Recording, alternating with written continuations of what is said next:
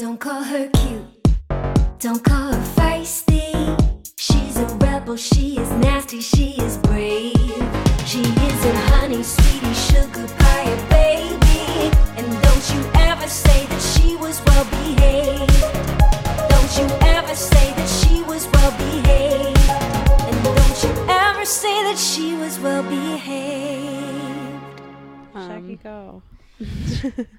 It seems like where I'm gonna start. Shaggy, go. Shaggy, go away. Yesterday I was hanging out with my mom and I was like, what did I say about for some reason I brought it. Oh, I talked about we were talking about Europe for some reason. Oh, we were talking about destination weddings because my parents just went to Paris for their 30th wedding anniversary, and my mom had never been there because she is like maybe like you, like her ideal vacation spots are like South America, Mexico. She just like is more interested in that kind of culture. Whereas like for me, it's like if I could just go to Paris every day, I would be fucking thrilled. Like I just want to eat baguettes. I just want to. I want to see some impressionist art. I want to like bike down the Seine. Like that's my shit. So I want to escape to the woods. Oh, really? That's like your ideal? Yeah, my ideal vacation is far away from people, sort of in an isolated... In America or like anywhere woods? Anywhere. Anywhere. I'm not I want to travel and see everything, but I don't love being in cities. And I never have. But do you like beaches? Yeah, I like beaches. I like mountains a lot. Yeah. My mom likes a beach. I love a city. I'm like the opposite. I love to, if I go on vacation, I really want to go to a city, or if I'm doing like a road trip through different places, but I want to stop in city. For me. Anyway, so they'd never been to Paris. So, well, my dad had several times. My mom never been, and they went for like 5 days, and they had such a great time. It was very cute, and they were like, and then they were like, we should go back or whatever as a family, and I was like, okay.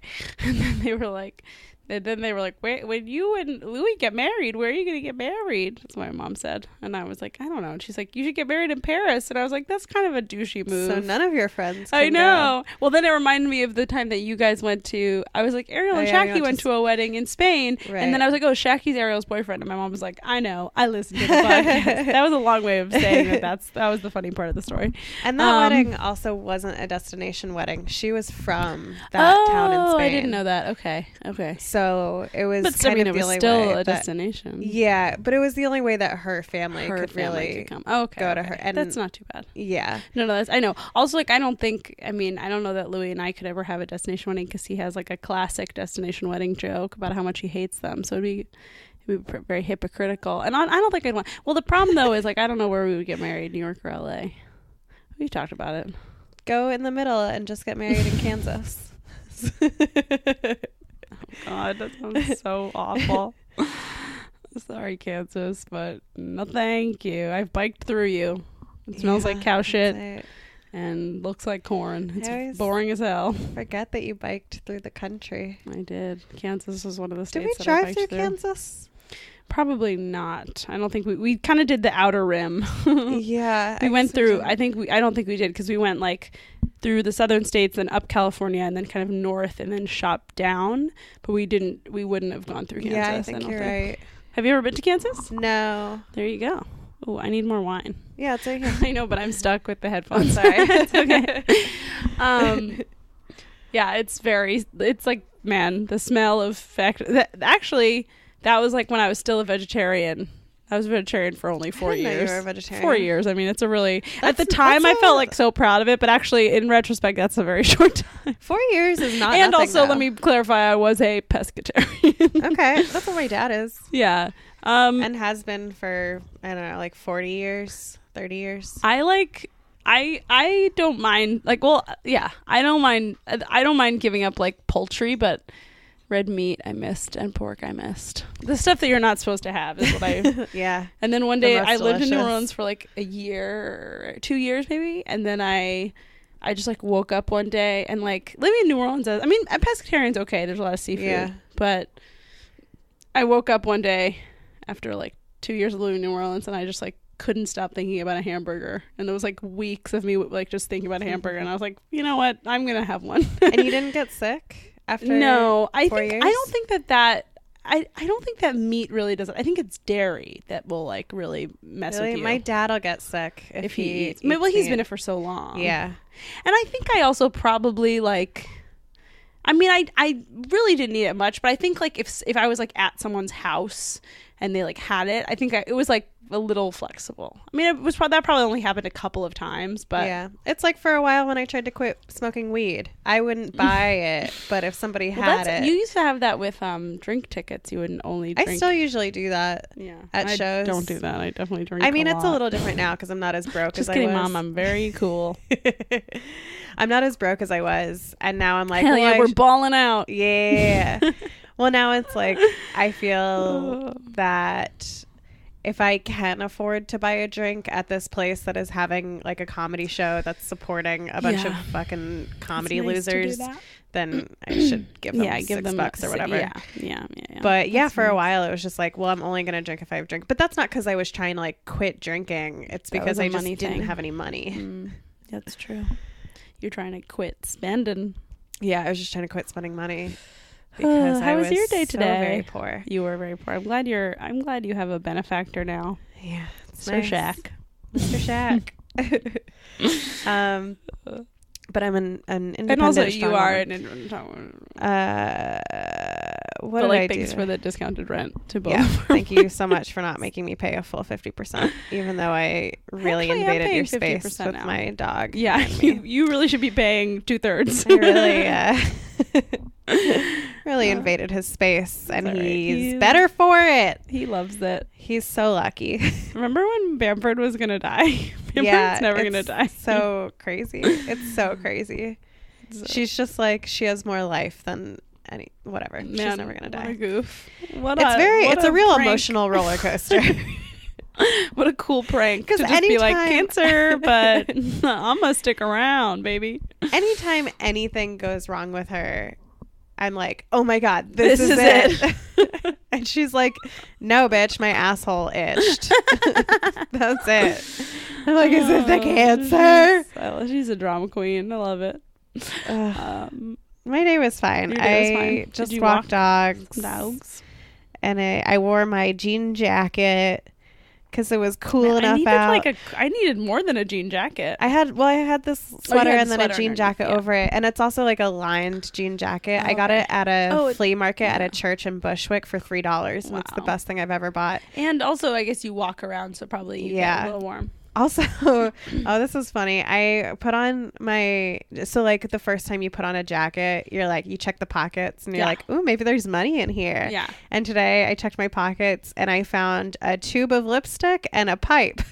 Wow. That's better than money. It's not better than money, but it is my version of money. It's pretty good. That's pretty good. Life. That's awesome. Yeah, lipstick is something I always find. Today I got to wear this North Face fleece that Lyra Smith, I think is her last name. I'd only like known her online, and then I met, and she was like she was moving across the country, and she was doing this thing. She was like, I'm giving away all my stuff, and I was like, all right, I'm gonna go. I love that. And I went, and I got these jeans that I'm currently wearing. Oh, they look great. And thank you. And I got this super nice North Face fleece with like a hood. It's like so nice, and I was like, "What?" I understand you got to purge, Yeah. especially when you're moving across the country. But I was like, honestly, I was wearing this today, and I just kept being like, "God bless you," because I kept thinking of like this was like the perfect thing. I felt so comfy and perfectly temperatured. Anytime I was outside, it was magical. That's how I got 3 pairs. I didn't wear it here because I didn't want to get dog hair all over it. Oh, I totally get it. It's a real mess. I just wore this other thing that I don't like as much. I got 3 pairs of very nice, expensive boots that I would never, like, even if I had the money, would never buy for myself because this woman whose dog I walked was moving. She wasn't even moving out of the city. She was just moving from NoHo to Tribeca, which is like not far at all. Next neighborhood over, really. And it's not like she was like, I mean, she could have just paid somebody to pack all of her stuff up. Yeah. And she might have done that. But she was just like trying to get rid of a bunch of stuff. I was like, cool. Yeah.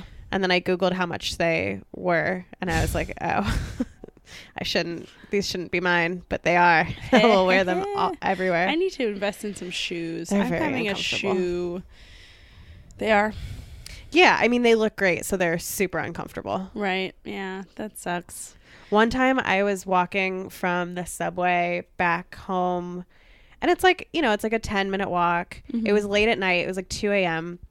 and I was wearing these boots, and I was walking, and this guy, like, because there are a bunch of bars along the way from the subway to here, and there were these like guys hanging outside, and one of them was like, nice boots. And I was just like, fuck you. And I kept walking. And he was like, wait, these are nice boots. I know. In my head, I was like, I mean, he's right. And he goes, so this is the funny. So he was like, I wasn't trying to be creepy. And I was like, well, it's 2 a.m. Everything you say to me is creepy. But then the next day I was wearing the same boots, and this girl was standing outside the bar, and she's like, I love your boots. And I was like, oh my God, thank you. I like stopped and turned around. Then don't talk to us. Don't talk to me. Unless you're gay. And if you are, make it very clear. Then I would appreciate it. Say, hey, I'm gay. I love your boots. That's Just it. say it with the dick in your mouth, and then I'll know. Yep. Mm-hmm. Then I don't have to be scared. Yeah. Well, they are great. They are both correct. Speaking of which, do you want to hear about my lady? Yeah, baby. That's like honestly a perfect segue. Yeah. Hi, this is Well Behaved with Ariel Elias. And I'm Molly Ruben-Long. And this is the podcast about women in history who you may never have heard of. Yeah, probably haven't. I bet you haven't. I dare you to check. Bet you fucking haven't. And if you hear this and you're like, I've heard of those women, you know who I bet you guys haven't heard of, and then just shoot us an email at wellbehavedpod@gmail.com with your suggestions. Okay. Ugh, settle in. Oh, can I get a little more wine? Yeah, baby. Before I tell you the story of this fucking... Tell me the story. This fucking bitch. This is a fun one because you get to hate her. Oh, that's good. She's it's you like mine. I have mine's a positive. Mine's one that maybe, I guess neither you nor Shaki had heard of her, which I was... I've heard of her, but I've never. But not sure which. Yeah. She's got a memorable name. She's got a good name. Anyway, mine's kind of like a fun one. So this one's also fun, but it's not, because sometimes I'm like, I want to do like a complicated woman. This one, she just like fucking sucks, and she tried to do something, and the opposite thing happened, and it's beautiful, and fuck her. I'm excited. So wait. Next week, also, I was gonna say, should we do like spooky ones next week, because it's the day before Halloween. Yeah. Okay, so get ready for that. We just have to make sure we don't do the same person. We'll I think that might limit it. Double check. So yeah, okay. But next week, get ready for a spooky episode, special edition. Okay. All right. So my person is Anita Bryant. Do you know who she is? No. Okay, good. Because I wasn't sure. All right. So Anita was born March 25th, 1940. At age 6, she started singing at fairs in Oklahoma, like state fairs and stuff. Cool. Her parents were divorced, and then her dad like went off to the army, and she grew up a lot with her grandparents, who like taught her how to sing about Jesus. In 1958, she was Miss Oklahoma. She was second runner-up in the Miss America pageant, which I just want to point out is third. Yeah, that's true. It's weird how they do that. Yeah, it's because their egos are fragile. Well, they're so dainty. I know. And little. So a year later, at the age of 20, she marries this dude named Bob Green, and Bob is a DJ in Miami. Because even Miss America falls for even those Miss guys. America in the was it the 60s? This is 1960. I think DJs weren't as bad in the 60s. I think they've always been terrible. Okay. I think DJs are like a fundamental like rock in our culture. You think about it, people it's like you can hate. It's someone who, usually a man, let's be clear, someone who was like, I love music, but I don't have any talent. No, I mean, I get that's rude. There are some talented DJs probably. It's like, okay. I feel like I just have to say that. No, you don't. In The Good Place, the way that they like made Jason be a dirtbag is that he's a DJ from Jacksonville. Yeah, like and that's who this she guy's married. a DJ from Miami. That sucks. in 1960. So it's already going downhill. Also, like, there's no way he was playing good music. Yeah. Because it's 1960. And let me just say, these people were not into jazz. But the 60s had great music. What kind of DJ was he? This is 1960. What? Do we know what kind of DJ No, it just said disc jockey in Miami. Because there's like cool, like, rock and roll. These people don't like rock and roll. Okay. These people don't like anything cool. Is it white trash people? No. What kind of a person is this? This is an evangelical Christian person. Oh, boo. Who was so bad that even the evangelical Christians end up not wanting her. Wow. For the wrong reasons, but whatever. We'll get into that. Okay. So she gets with the Deej. So she marries the Deej, and for a while things were going really good for Anita. 11 of her songs reached the Hot 100 chart. Ooh. Which her Wikipedia page like had some shade where it was like, although most of them were at the bottom of the top 100. And I was like, okay, like in the 90s. All right. I'll take it. Look, yeah, better than me. Still impressive. The most popular song, the only one that I had heard of was "Till There Was You," which is how's it go? Till there was no, please don't make me sing.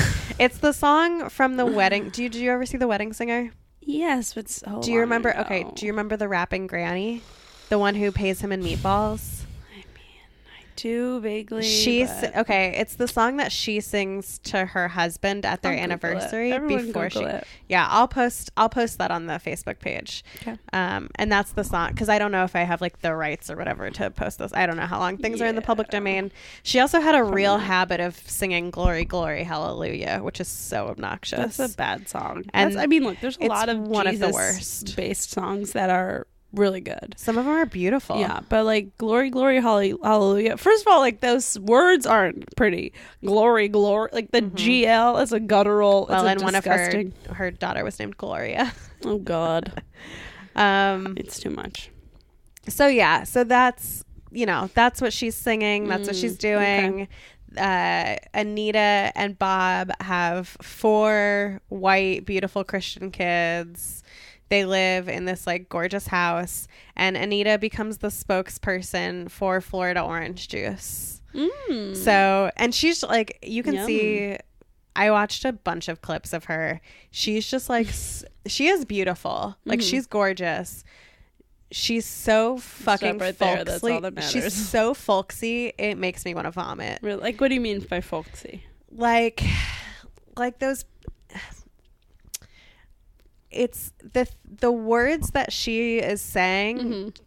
They sound so like, it sounds so innocent, like a naive. Yeah, I'll read you here. Let me find this quote for you real quick. I will Google all of this. Yeah. Sounds, yeah. I mean, let me just talk about orange juice while you do that. Thank you. Orange juice is something that I would drink as a child all the time. Okay, here we go. Okay. I was going to say I just miss it kind of. But as an adult, you can't really drink all orange juice unless you like, it's just like not cool right now to be drinking orange juice. You know what I mean? Yeah, although last week when I had a cold, Shaki made me fresh squeezed orange juice. Oh, that's different. What a man. She later gives an interview to Playboy, which we'll get into. But the interviewer, Ken Kelly, wrote, and this is who she is. Quote, "She is a confection of contradictions, pristine nun and gammy tease." Or gammy. Gammy or gammy? G-A-M-Y. I think gammy. Yeah. Old pro who's What's that word mean? Because gammy just means like chewy. Gammy tea. Oh, full of like gam's legs? What does gammy mean? I don't know. I'm just gonna, All right. Okay, keep going. Sorry. Old pro who's paid her dues, and wide-eyed waif who's still seeking the jackpot. Guilt-racked sinner who's terrified of hell, and perfurfid. Come on, man, with these words. White knight who's determined to lead mankind on a forced march into paradise. Independent spirit, cowering wife. Chaplain 1 minute, warden the next. She is a demonstrably intelligent woman who stays steadfastly ignorant. Wow, it sounds like you're describing me. I didn't realize we had so much in common. And mostly about, those are the waif part. I mean, this woman is tiny. If anyone ever called me a waif, I would just, I'd be like, compared to what? Do you live in like the Gilligan Islands world where like giants roam free? But when I say folksy, I just mean like it's this like wide-eyed, like doe-eyed. Yeah. Like, She's like, does she have a southern accent? Yes, she has a southern Oklahoma accent. Oh my goodness. Oh my, I'm just here for the children. Well, it sounds like in that quote, it sounds like shit. that she has these like sort of dual personalities. Like, is that sort of true? Kind of. She's just a walking contradiction. Okay. Like, and it's how they get you, you know? Like it's this like benevolent. Do you mean the Christians? I mean bigots. Okay. So I love sometimes just like this, not always. This podcast is actually just a Jewish conspiracy podcast. Anything in the just media an anti-Christian. That's true. Ain't it the truth? But she okay. Well, so one of my theories is that she's very tiny. She had 4 kids, and part of why she's angry is she just didn't get to eat. So. Okay, so that's like her life. She's doing all this stuff, and at the same time, we're in the 60s, so the civil rights movement is happening, which means that part of that is that cities all around the country are starting to realize that gay people are human beings. So gay people are starting to come out of the closet. They're holding pride parades. They're running for office. Oh, this name is starting to become familiar now. The Stonewall riots happened in 1969, and in 1977, Anita fucked with the gay communities in Houston and Miami, and in an effort to be this bigot, she actually ended up uniting the gay community. Cool. And making them more powerful. Awesome. Which makes me love this story so much. It's like Trump with the left. Just kidding. We all still hate each other. Like kind of. But who knows what's going to happen? Me too, you know. Well, and it's I do want to say, like, I don't want to discredit the amount of harm that she did, because the way that I decided to do her was somebody tweeted, I guess like an anniversary of a certain event happened that with involving her that I'll get into. And one of the replies was like, I remember this. I remember being like a young boy in church, hearing her talk and like realizing that the like stirring in my loins meant that I was sick. Yeah. Where it's like, oh sure. yeah. I mean, these people, I think it's like interesting to cover, and I'm glad I think when we started this podcast, I was like, only women we love. We've done some evil women so far, but usually she's pretty sort far of like back. she's like modernly evil in a way that's like deeply deeply problematic right now. And I think that's kind of interesting because it's like women aren't perfect. We also did some evil women in the sense that like they were still badasses, right? Like we did some outlaws and like killers. But this is like, no, you're backwards. Your views are backwards. Yeah, I mean, not that like killing people for money is like the best, but at least the men were doing it too. Yeah. And you were men like, are doing this too. Well, but so she is the one who like she really uses like maybe womanhood to like. Yeah, she really galvanizes this movement. Okay. Wait. I'm making you get ahead of yourself. I'm so sorry. It's a very exciting story. I'm very excited. I feel like really awake today. Great. What's going on? That's good. This makes up for the last one where I was half dead. That's okay. We've all been there. Good. It was just a nice like sleepy Sunday. It was a sleepy Sunday. So an ordinance in Miami was passed that prohibited discrimination based on sexual orientation. Okay. Radical, I know. And Anita believed that because gay people can't reproduce, they were child molesters and had to recruit kids to being gay by becoming teachers. So she wanted to stop this ordinance from happening. She wanted to repeal it because she did not want, most of her opposition, most of what she talked about was like she didn't want gay teachers. Who's her husband? Bob the Green. DJ. Yeah, the DJ.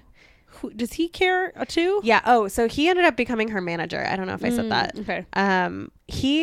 So I found an interview with their son, who said that Bob like was not as Christian as she was, but when he married her, sort of one of her stipulations was like, you have to be as involved as I am. Right. And he is also guilty in all of this. Right. I mean, he's one of those people that's like, well, I just believe what she believes or whatever. But okay, hold on, I'll get there. Sorry.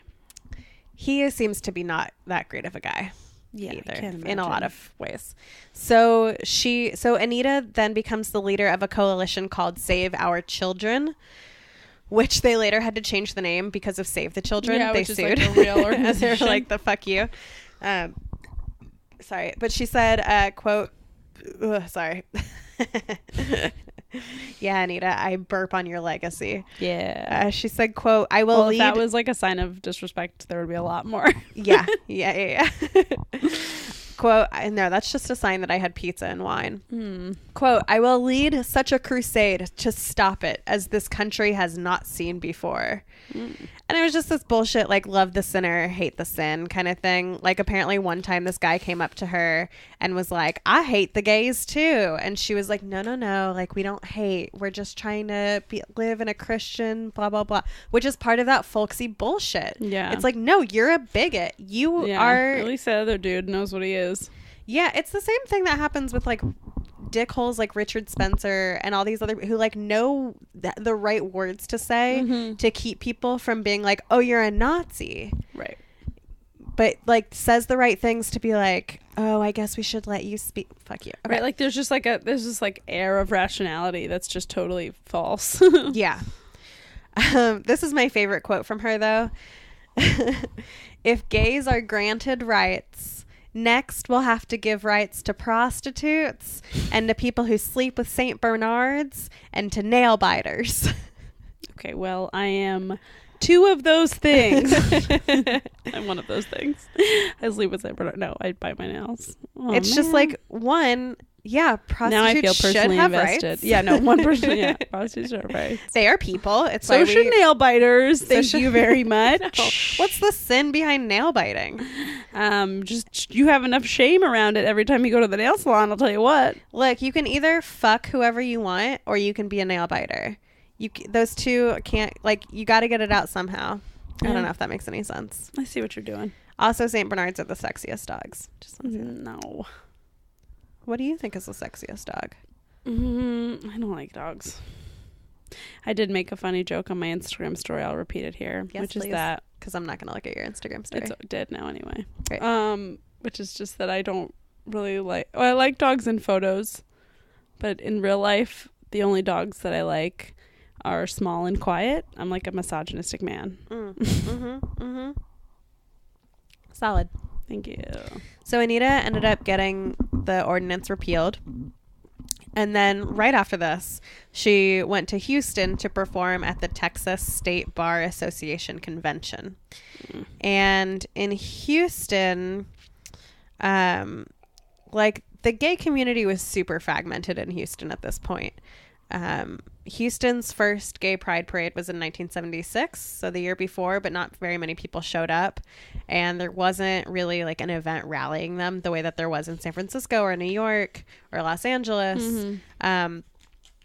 And one activist named Ray Hill said, quote, they thought that the gay rights movement was having cocktail pity parties where everybody drinks and gets drunk and feels sorry for themselves because of their lot in life. So Anita like shows up, and Ray and a few other people, they just, like, sort of decide to organize a protest. And he says, like, you know, I figured if we got like 500 people, that'd be real successful. But somehow the word gets out. 10,000 people showed up to protest her performance. People came from all over Texas. There are clergy members who showed up and saying, like, the gospel of Jesus Christ, yes. The gospel of Anita Bryant, no. And the national news shows up. And so, what was his name? Ray, yeah, sorry. Ray finds a camera and gets in front of one and urges a national boycott of orange juice because she's still the spokesman for them. So he says, quote, just make damn sure you don't drink anything that says Florida orange juice, which also reminded me of the grape boycott. Yeah. Which is, like, it's funny that, like, fruit boycott makes such a big... So gay bars all over the country took screwdrivers off of their menus. Cool. They replaced it with vodka and apple juice and called it, I think they called it something like the Anita Hill or the Anita Bryant. Anita Hill. Yeah, sorry. I was reading Ray Hill. Yeah, that's and mixed it up. And then but vodka and apple juice sounds disgusting. Apparently it's like really most of what's in an apple teeny. Yeah, I guess so. Right? Okay. And then in 1977, later that year, Anita is with her husband. They're like giving some interview, and Anita's talking about her like bullshit bigoted views, and all of a sudden it's on video. Like I'll post it in the Facebook group, but all of a sudden you just see, bam, she gets a pie in the face. That's awesome. And she goes, well, at least it was a fruit pie, which is like a little funny, but yeah, that's pretty good. it was like, you know, in the moment. And she became one of the first people to get pied in the face as a political act, which I didn't realize that was a thing. The glitter bomb is way more effective. Yeah, because it's so obnoxious. Yeah, but I feel it's like makes you look gay. Yeah, as opposed to like a clown. But I don't know, if you've got like cream all over your face. Yeah, I suppose it's fun. And she, it's like such a, I'm not in the video, like, you know, somebody calls for security and her husband is like, no, we will pray for him. Anita, come on, let's pray. And then they like bow their heads, and then she just bursts into tears, which I'm not one to revel in the downfall of others. But yeah, especially when it's a woman, but man, did she deserve it. So that happens. And then, also, even though he was like, well, let's pray for them, like, no need for security. Afterwards, Bob then followed the 4 gay guys out into the parking lot and then took a pie and threw it in their face. But you can see the video of them just like eating the pie off their face. Like they don't care. So, David Allen Cole came out with a song called Fuck Anita Bryant. But he like spelled it differently, I think, so she wouldn't sue him. And that was in 1978. And then she gives this weird ass Playboy interview, which like if you're an evangelical Christian, why are you giving an interview to Playboy? But she, in the interview, says like she didn't know. Okay, here's what it was. She admitted that she knew of I couldn't find the interview anywhere because I think you have to like subscribe to Playboy or whatever, or like buy it, and I'm not about to like, you know, Hugh Hefner's dead, but like I'm not giving money to his 50 kids. No. So she admitted that she knew of homosexuals in show business, but was unaware of the nitty gritty of their sexual behavior until her husband described them to her. What? She professed being most astonished that they ate each other's sperm. What else? Which also, like, that's the grossest way to describe it. Yeah, and also that's like a straight thing. Also, like, some gay people spit. Yeah. So let's not paint with a broad stroke. Some gay people are women. Also that. Thank you. I know, but it's like who is she really mad at? She's mad at gay men. I also love picturing her like sitting down with her husband and being like, so like what do gay people do? Yeah. And he's like, it sounds like she's like turned on by his descriptions. It also sounds like he knows a lot about what gay people do. Yeah. Why is that, Bob? All right, so that happens. Then Anita, her whole life just like falls apart. Cool. She loses she's not the spokesperson anymore for orange juice because they're like, bitch, you're costing us money, and that's all we care about. But whatever works, which is why you should boycott the things that you do. Okay. She's like losing all these speaking gigs. She and Bob get divorced. Which is why the evangelical right then disowns her, because they're just like, well, you can't get divorced, which is like, yeah, it's for the wrong reason, but also good. I'm glad you don't have a community anymore because you don't deserve one. I feel like evangelicals are like less anti-divorce now. This is in 1980. Am I wrong though? I feel like they are like, it's the Catholics who are really divorce crazed. I think at the this Catholics point, evangelicals will take you no matter what you do, as long as you like. The fucking Donald Trump just talked at the Christian Voter Summit or whatever the hell it is, and it's like he's been divorced like 3 times. Like, but he wants to keep the Christ in Christmas. Exactly. Is there more wine? So all is forgiven. Oh yeah. Thank you. So she can't like. she's only getting gigs at state fairs because also back to your roots. Well, and I thought about this too of like, okay, the women who are singers in this country who they like come out hot and they're top me off. Thank you. But like, okay, women who are very popular in the mainstream for singing and then go past their prime really only get to keep their career if the gay community accepts you, right? Like, like Britney Spears. Well, do you think it was always like that though? That's like now. I think so. I mean, like Barbara Streisand, Bette Midler, like all these people who are not like quote unquote like attractive to the like a 20-year-old man. Mm-hmm. Or who like like these record execs don't think will sell. Yeah, gay men keep women in business. Gay men same with like comedians, to be honest. Kathy Griffin. Yeah, totally. It's interesting, like how when women, like when we out age our usefulness to whoever is in charge of like commercializing us, like the people who like welcome us with open arms are usually the gay community. Did you ever listen to Julie Klausner's podcast? How was your week? I tried with you, but I can't. Yeah. It's too New York. I understand. She had like a consistent theory, and not even a theory, just like a point of view that that like gay men are female comedians like bread and butter and like number one fans, and like that they are the people that that gay men most understand the ways in which women are funny, even sometimes more than women do. Like gay men just like appreciate like funny women in a way that like no one else can. Yeah, I can see that because women a lot of times, like when you see them at comedy clubs, this happens a lot where I don't usually like women, but I liked you. I've gotten that. I see them like they'll laugh and I see them turn and look at the guy who they're with who is not laughing. And then they kind of like back off. Laugh I mean, quieter. I literally had a woman be like, I usually don't like women in comics, but I liked you. And you want to be like, who taught you how to hate yourself? I know. I was like, what does that mean? Like, what are you talking about? I'm not even that good. No, I'm just kidding. Stop it.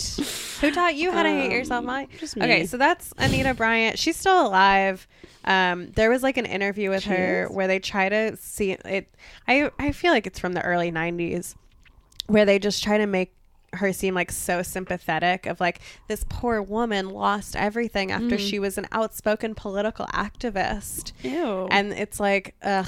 And she shows like no remorse. She did say her son in that interview was like, yeah, she's like chilled out a little bit. She's a little more like live and... Is her son an asshole too? No. So her son was actually like, I'm pretty... And I couldn't find anything with the other 3 kids. And he said, he was like, I'm definitely the most left-leaning of my siblings. And he's the oldest one too. He was just like, yeah, when all this stuff was happening, I was a teenager. So I was already inclined to question my parents and what they were doing. And like, I have gay friends. They know who my parents are. Like, because if you're active in the gay community, you know who this person is. And he's like, they know that I'm not like that. And like the dad got like Bob just seemed real sad. Like he died not too long ago. And he just like died blaming the gays for the deterioration of his marriage. Oh God. Yeah. It's like there is nothing redeeming. So what is she doing now? Like where is nothing, she? Nothing, man. She's just fucking in her 70s living somewhere. It's like hard to really find like her What's whereabouts now. Because she's not really in the news. And the way that the reason she popped up is because it was like the anniversary of when the pie had been thrown in her face. So I was like, who is this bitch? That's fun. So that's Anita Bryant, and I hate her. Yeah, she sucks. She's the worst. Sounds like she's the first person like one decent child of 4. Also, I do really like Till There Was You, that song. Is it like Till There Was You, da-na-na-na-na-na-na, or that's a different song? I don't know. Then I think that's Then There Was You. I'll play a little bit of it. No, don't do that because I'm gonna have to cut it out. Play it for me afterwards. Okay. My person is Ada Lovelace. She was born Augusta Ada Byron in 1815. He's shaky. She was the only legitimate daughter of the famous British poet Lord Byron, who has, I've heard that name. Yeah. This is like starting to ring a bell now. Yeah. So Lord Byron was this like famous British poet. He was like a real scandalous dude. There's one thing what were your sources? You didn't read your sources. Thank you. Because I was going to say in one of the sources I had. Okay, pause for sources. Hold on. Hi, Bamford. Hey, baby girl. My dog is here. I got to put a sweater on her today because it was cold enough. She looks so stupid. I saw that. She looks so stupid. All right. Wikipedia, obvi. Such Is Life videos is where I got like most of the information about just like, sorry. Wow. That's, that one is directed straight towards you, Anita. It's where like all of the clips of all of her interviews were. So that was most of it. And then Babble On, which is some blog, and Houstonia by an article by Catherine Shilcutt. Cool. Those are my sources. Thank you for reminding me. No problem. Okay, back into Ada's life. So Lord Byron was her dad, and one of the, like, I saw some video that said one of his previous lovers described him as mad, bad, and dangerous to know. Ooh. It turns out he had like he was a real scandalous, crazy, like erratic poet. Probably from the syphilis. Potentially. I don't know. I don't think he had syphilis, but he maybe did. Anyway, so he marries this woman, Annabella Milbank, who's like a well-to-do British woman. And she is like unique to that time, is trained in, or is like so well off that her tutoring is private, and then she has like a strong interest in mathematics and science. So Lord Byron calls her his princess of parallelograms. Oh baby, I know, what a hot nickname. Okay, you want to see these angles? All 5 sides of my body. Wait, is that what a parallel? No, that's a pentagram. No, parallelogram is 4 sides. No, that's the star with the circle over parallelogram is just this, but then it's like a like rectangle that's like the methylene. It's like a diamond, but not quite. Sure. Anyway, not do well with shapes. Need some help.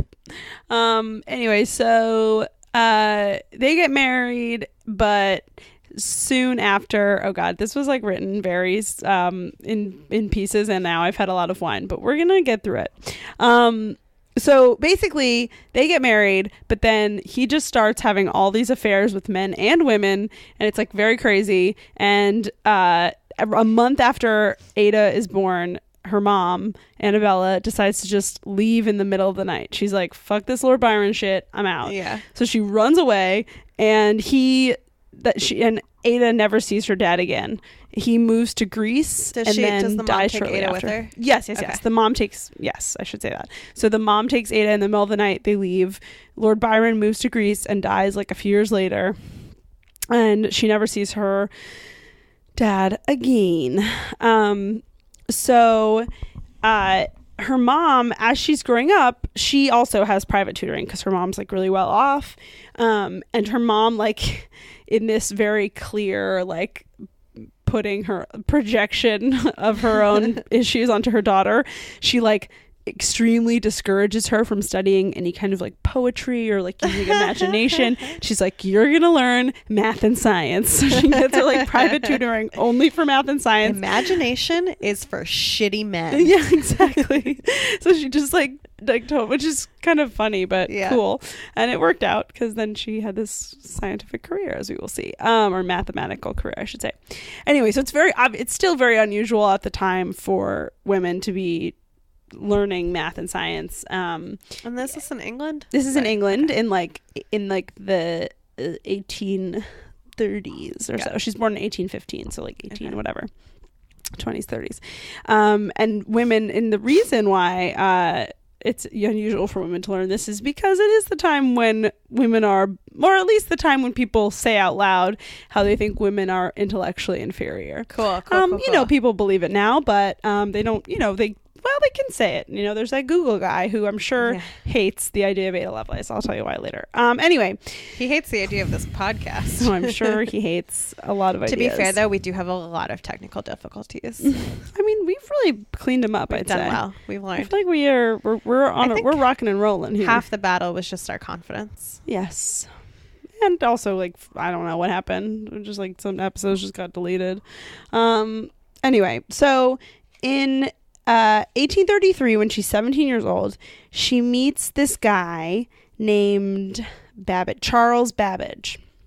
He's 25 years older than her, and they don't end up marrying, so spoiler. But they fuck. They don't. Well, everyone says that there might be this intimate correspondence, like but he just basically becomes her mentor. They just very cool. It's a real 30 Rock situation. Great. Is what I'm hoping. He's like 25 years older, and he's an engineer. He's like a mathematician, a scientist, and he shows her his prototype for something called the difference engine. I was gonna say his dick. His penis. No, the prototype. You my prototype. Sorry, I've had mine. Go on. You are the prototype, like that Outkast song. Okay. Anyway, this thing called the difference engine, which basically is the world's first computer. So actually, the mind was the world's first computer. Okay. God, thanks God. So she's like, and to be clear, Babbage never makes this computer. He just like designs it and has like sort of a prototype. The actual Babbage engine isn't made until 2002, like 153 years later. Like these are like very early like computer people, but like no one is doing this. So she's like super entranced by this and like loves the idea of it. And then I read and then one of my sources is a website called computerhistory.org, which features several men and only Ada Lovelace. Because there's only been one website, which there may only be one, but it just feels like rough. Anyway, more. So then that website was like, then she stopped to become a wife and mother and went back to engineering, like once domestic duties allowed. And I was like, all right, computerhistory.org. I feel like you are written by a very certain person. But I guess she just marries a nobleman and like does do the kid thing. But her and Babbage like keep this very consistent correspondence. And there's like one of the sources I read said that they like, there's like a rumor that they were in love, but like I said, I like to think of it as sort of a 30 Rock. Also, Jack like and Liz from the thing. outside, I think there were probably a lot of people who looked at that relationship and were like, "Well, surely, yes." And they're actually like, it's so interesting how much bullshit is projected onto her life. Like, I'll get to it, but okay. So they keep corresponding, and she keeps like kind of keeping up with him and with the stuff he's doing. So, in 1842. I read two different things. One, okay, basically at this point, 1842, he designs like his second version of the difference engine, which he calls the analytical engine, and that really is like it's like a more advanced version. It really is like the sort of structure for like the first computer. And I read one thing that said that he asked her to help translate an article to kind of get the word out. And I saw another thing that said that she wanted to help more people know about it.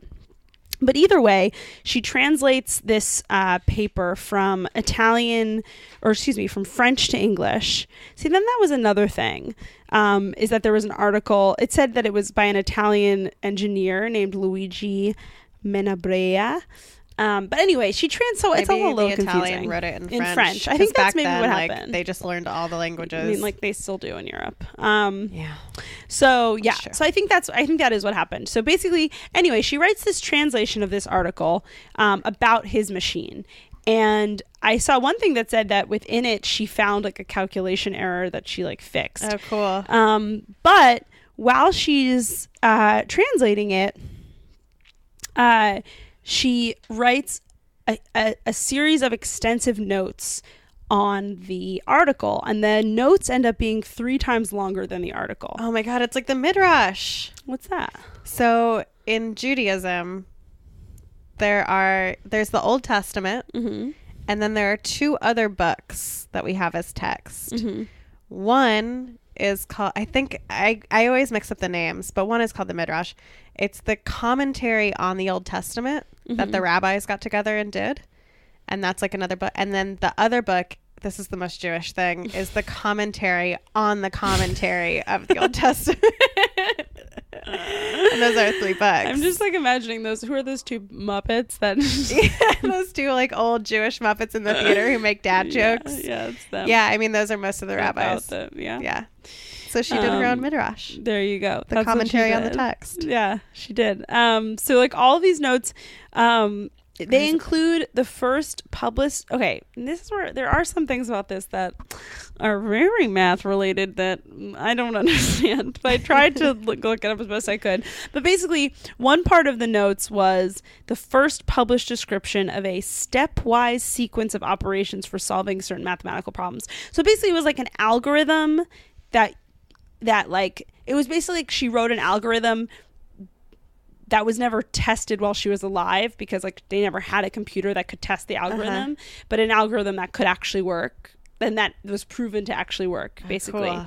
And then, so that's why people think of her as the first computer programmer. Oh, cool. Yeah.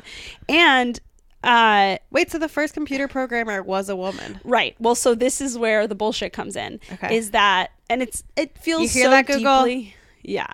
It feels so, yes. So this is, yes. So it feels so deeply fucked up because there's kind of 2 parts of her notes. So the one part is the algorithm, and that's what kind of proves that she's like the first computer programmer. But then her legacy is constantly criticized. Yeah.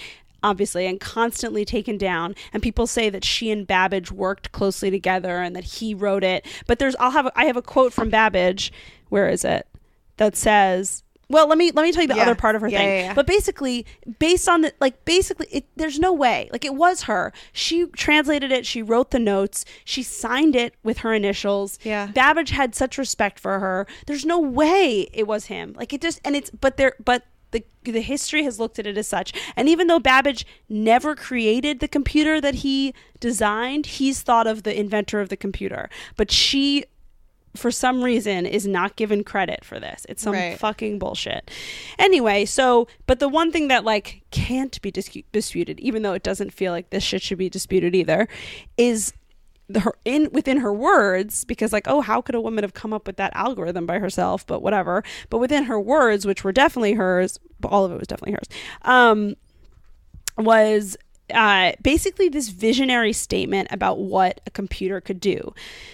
Like, when Babbage thought of it, it was basically just like a fancy calculator. Like, he didn't think of anything else that it could do.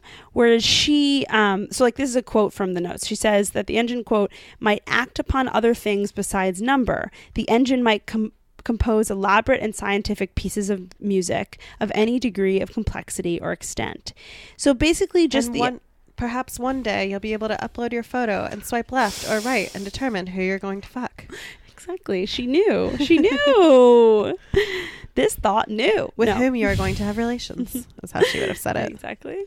But basically she had this idea that this machine could use like certain rules to manipulate symbols. Like, basically like you could create a pattern that would all add up and then it would like make things do things, and also that numbers could not just represent quantity.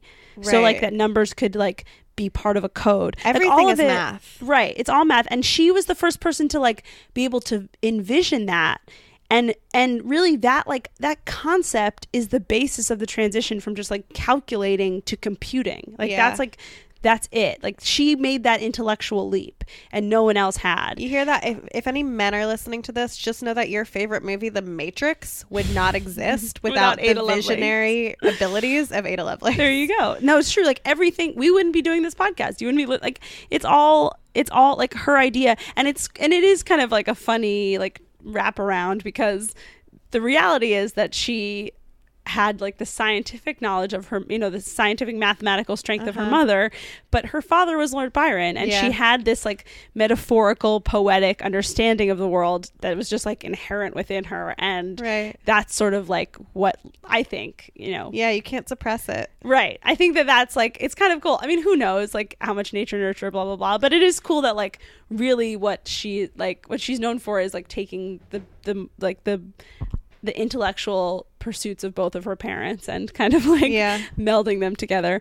So that's kind of cool. But so she is decidedly like, this part's like less controversial because like a woman can write, is that she's like the first to envision this, or sort of like the quote unquote prophet of the computer age. And she was like the first to express the potential for computers to work outside of just mathematics.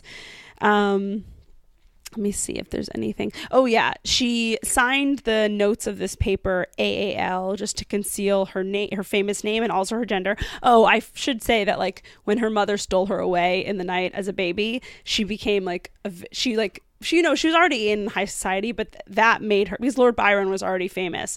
So that whole scandal of like him cheating and her mom leaving and all this, like she grew up like a famous kid. You know, she was a real like Northwest. Yeah, a real Surrey. Did I tell you I met Surrey? I saw her once on the street. I was her counselor at camp. What? Yeah, did you go to camp in Kentucky? No, here at when I worked at that cooking school, we had camps during the day. For in the summer. Are you allowed to say this? Yeah, I think so. I'm not gonna, I'm not giving out any of her information. No. So there during the summer or any days that there wasn't school, we would have like camps for the kids. And one of my favorite one was one where we would leave the kitchen and we would go around New York City, and there'd be a theme for the week, and we'd go and taste different things around the city, and then we'd come back and cook something. That's a really fun camp. It was really fun. I mean, like as much well, they should have paid you more, but the job was fun. That was really my only complaint about that place was they didn't pay well. Which is like a big one, unfortunately, especially since it's like all rich people who go there. Like, if Surrey Cruise is going there, you can afford to pay the people like $15 But the work an hour. itself like was fun, and she was in that group, and I was like the assistant for the count for that one day, and we would like go. Did they have to like prep you that she was coming, or like they gave us a heads up, but like. I think it was more just because like the women in the office were so excited. Wow. Who picked her up? It was her nanny who like she seemed to really love. Oh, that's good. She was a really sweet girl. I was like, you could be a dick and it'd be fine. But she grows up with her. She like I know raised she by doesn't her mom, talk to her dad. and she has the most intense eyes. Really? Because she has like Tom Cruise crazy eyes, but also like they're beautiful. And Katie Holmes, yeah, exactly. It's amazing. She was How one old of the is she now? She must be. At that time she was like 10. That was like 2 years ago. 2 years ago, yeah. Wow. And she like, is she nice? She was so nice. She was the nicest kid because a lot of spoiled kids came there. Yeah. But like, I think somebody held the door open for all the kids as they were coming out, and she was the only one who she like turned around, looked him in the eyes, and was like, "Thank you." I'll tell you who this is afterwards. So I don't want to be like weird, but I went to college with this girl who's like the daughter of like sort of like a Hollywood like legacy, and like it's just really cool. She's doing great now, and it's just really cool because like she is someone who does not have to be chill and talented, but she was both of those things. She was a super nice person, super kind person, and also worked super hard and was extremely talented. And it was just like, man, like I give you more props because like you don't have to be, like you really don't. And I give Katie Holmes a lot of props too for like raising your kid to be good. At one point, so like part of learning how to cook is like we have to teach all those kids that they have to keep their stations clean and to sort of like work together to clean. And I will always have ingrained in my head the image of Surrey Cruise sweeping the kitchen. Oh, that's awesome. And just with like a smile on her face. She was very sweet. That's awesome. I love that. Yeah, that's my favorite celebrity encounter. That is a really good one. That's really cool. Do you think she would remember you? Like, no. You didn't make an impression. Not at all. That's really funny. Yeah, I know. Have you read/listened to, because that's how I heard it, Leah Remini's book? No, I've heard about it. Yes, listening to that book on tape was truly the most exhilarating experience of my life. It's about her escape from Scientology, right? And while I was listening to it, I was on a road trip with Louis at the time, and there was like one day where I like put it on the whole car for us to listen to because he was like falling asleep. But he was like, after like 2 minutes, he was like, you have to turn that off. Why? Like, because her voice is very intense. But I love it. It's very New York. That actually might grate on you. So maybe I'll read it. Maybe you should read it. But I will say that I find that intense of a New York accent on a woman so charming. And so I just like loved it. And it was honestly the thing that made me most understand the Scientology struggle, because I've seen like Going Clear and all that. Right.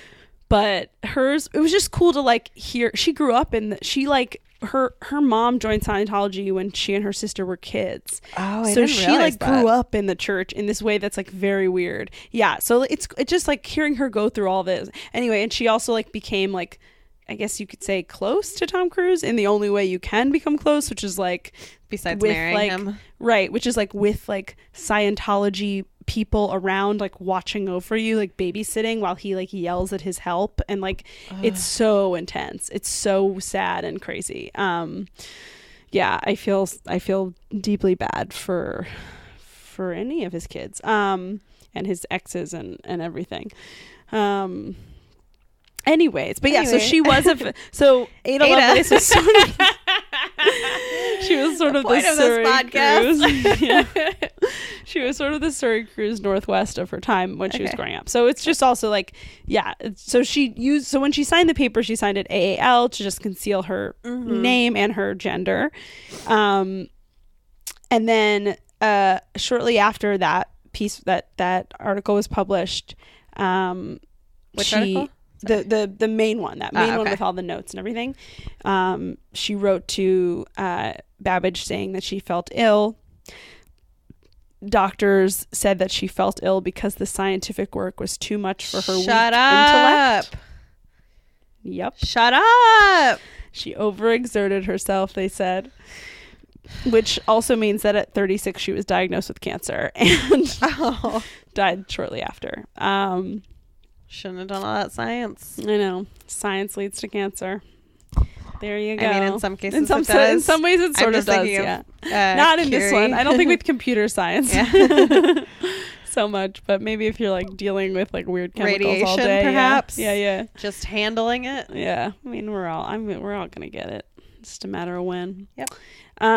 Anyway, but yeah, back then I don't know if it was quite as common, and the doctors were huge, and it's just so crazy. Like all of this story is like one of those stories that makes you be like, it is ingrained in our culture that women are discredited for their accomplishments and not taken seriously when they're sick and thought of as intellectually inferior, especially within, like, this is so frustrating within the realm of computer science because of, like I said, that Google dude, that fucking BFG of a human, that fucking disgusting BFG? He looks like the Big Friendly Giant. He's like a huge nose. He's like disgusting. I haven't seen what it's always the most disgusting looking men. It's like I hope you jump into a pit of fire. I hope you fall down face first into a open flame. Like, I truly hate you. Anyway. Just with an immediate smile on your face. I will be happy if you die, but whatever. I'm not going to kill you. Steps I am towards making that happen. I am far too lazy, and you live in California, but I will rejoice when you perish. That's all I have to say. I mean, I'm glad you got fired and you wrote that one. It was like that one article about you in New York Times, and hopefully no one will until you then defended the KKK for some reason, because that's what you want to expend your energy on. You think that's gonna get people on your side. Well, it will get some people, unfortunately, but the wrong people. He knows where. Yeah, but that's where he's going anyway. Yeah, I know. You're right. What was Babbage? Sorry, I don't know if you were going to get to this, but you said Babbage had a quote about her. Oh, yeah. I didn't know if you were done or not. No, I'm almost done, but that's pretty much it. So just in general on her, he said, quote, an enchantress who has thrown her most magical spell around the most abstract of sciences and grasped it with the force few masculine intellects could have exerted. Which is a funny quote because at first, like the first two lines, I'm like, what are you doing? And then it's like, oh, wait. First I'm like, are you enchantress with a magical spell? I'm like, okay, could you just say like she's smart? But then he's like, but she's smarter than most men, is what basically what he said. But then there's a quote. And burn her. Exactly. And then there's a quote of him right after he read her like long notes on that paper where he said, quote, all this was impossible for you to know. This is him writing to her. All this was impossible for you to know by intuition. And the more I read your notes, the more surprised I am by them and regret not having earlier explored so rich a vein of the noblest metal. So he's like, which makes me be like, of course it's all fucking her. Like he literally says, I can't believe you thought of this. I can't believe I never thought of this. That's literally what he's saying. Right. And everyone's like, well, it seems like he maybe wrote it with her. And it's like, no, he didn't. Yeah, he's like, it took like an extraordinary mind, like more extraordinary than mine to come up with and everyone's like, well, I'm sure he did it. I'm sure. Yeah. Babbitt, you're just being modest. Yeah. So anyway, that was pretty much it. That's Ada Lovelace, the first computer programmer and sort of a computer visionary. Yeah. That's great. I love that the first computer programmer was a woman. I know. Pretty cool.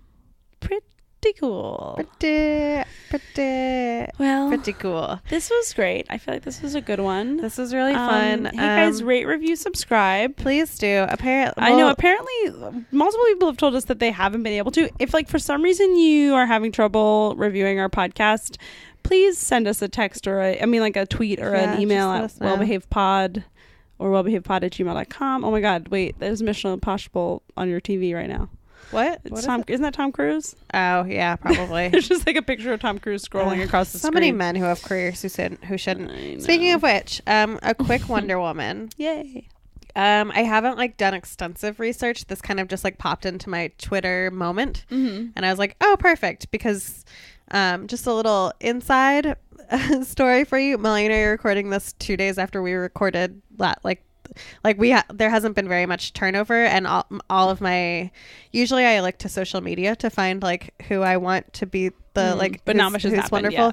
Well, it's just everybody talking about their rapes, which is it's so just a lot, and I have to stay out. Like I am so supportive of what's happening. I cannot read it. I haven't reading a lot of deets. I just can't. Yeah.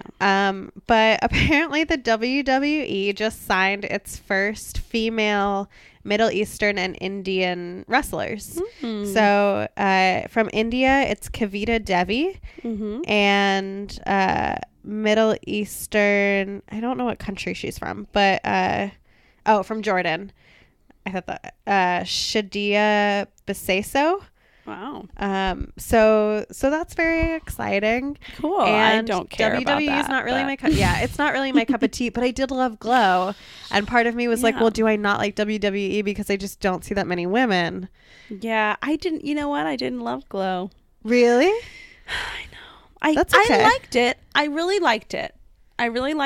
But I felt like some of the like character plot points happened like really suddenly, and you're like, wait, what? That's happening all of a sudden? It just felt all like very like quick.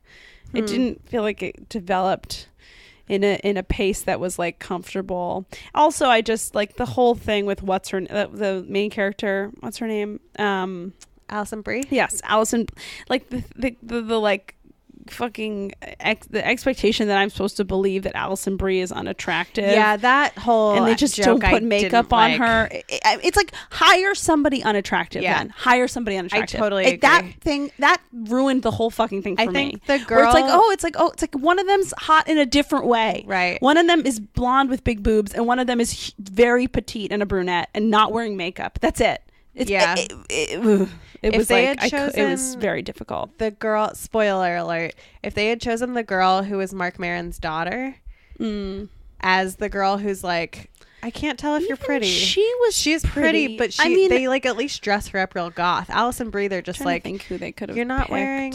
what actress, but there's very few like even moderately attractive actresses that have any success. But although one fun thing about Glow is the woman who plays Welfare Queen was an actual wrestler. I didn't know that. Yeah, that's cool. She's good. I mean, and there are really cool characters in it. I and stuff like that. And Alison Brie does a good job. I just think she's miscast, and it's like miscast in a way that's very frustrating to watch when it's a show about like women's empowerment, where it's or if you just Alison get Brie rid of that joke, super hot. Well, no, but apparently it was based on a real thing, and that character is supposed to be like kind of weird looking.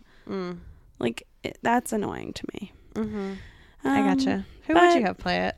I don't know. I don't have like a Rolodex of Hollywood people, really interesting looking people. But also just like, and also I think that there maybe just aren't that many. I'm trying to think of comedians. Like, I don't know. Like, I mean, I don't know who would play it, but I'm sure there's a million people in Hollywood who are actors, and I'm sure one of them is like less attractive than Alison Brie. Somebody who literally plays somebody's perfect best looking friend. And has like no fat on her body, and it's like, ugh.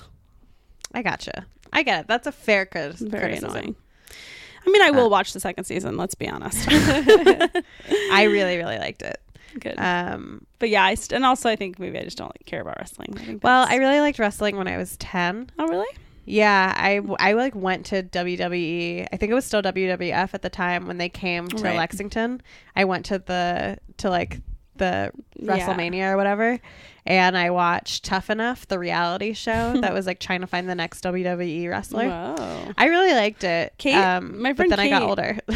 My friend Kate went to WrestleMania in New Orleans once, and she said it was like the most amazing live performance she's ever seen.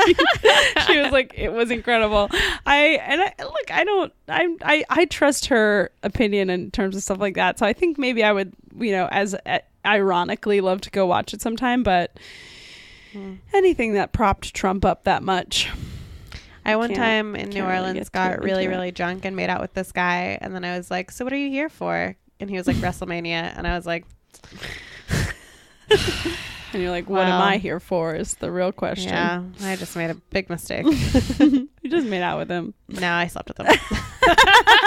I know. I was about to be like, wait, there's more to this story. No, then the sun rose, and I was like, well, we've already gone this far. Bamford's already eating my condom. Oh, gross, but true.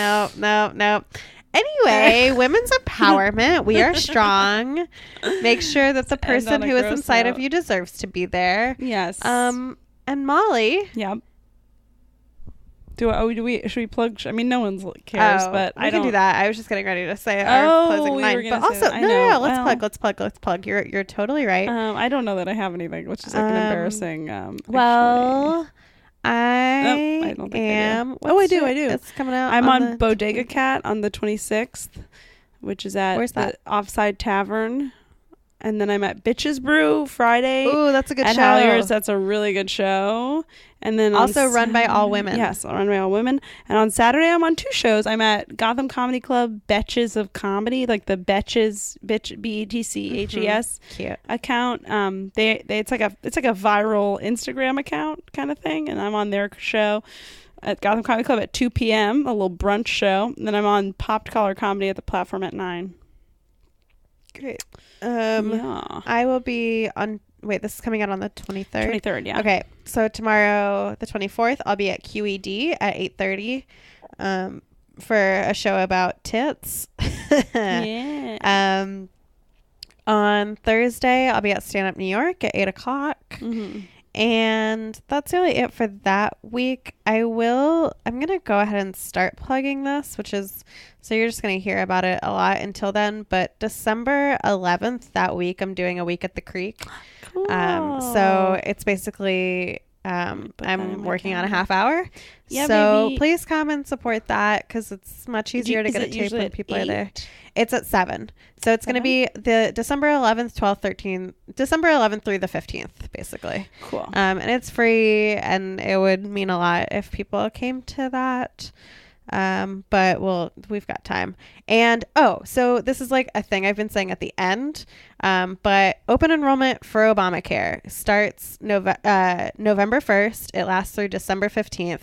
I used to be a navigator. Oh, I just touched the mic. I used to be a navigator for Obamacare. That was my job the first year it came out. And so like I would sit there and I would enroll people. So if you have any questions about it and you're like nervous or you're not sure and like resources have been cut and so you don't have somebody to call, go ahead and email us at wellbehavedpod@gmail.com and I'll look at it and I'll answer your questions. And it's a like real service, y'all. Yeah, it's just like the only thing I know how to do. It's a really helpful thing. And yeah, Trump is like cutting all kinds of funding for it. So tell all your friends that enrollment's open. Make sure people know if they're not signed up already, and if they need help, email us and Ariel will help you. And try to do it as soon as possible, because I guarantee you those last few days it's going to be really horrible. Like they're not going like remember the first year when the website kept crashing? Like I have a bad feeling that that's going to happen again. Yeah. And also just in general, like it's the kind of thing where it's like if you just promise yourself you'll do it this week, it takes 15 minutes. It takes 15 minutes. It's worth it. And if you have questions, tweet at us or email us. Yeah. And I promise I'll help you. Yes. wellbehavedpod@gmail.com. Okay. That's this it. has been a long one. All right. Keep making history. Bye.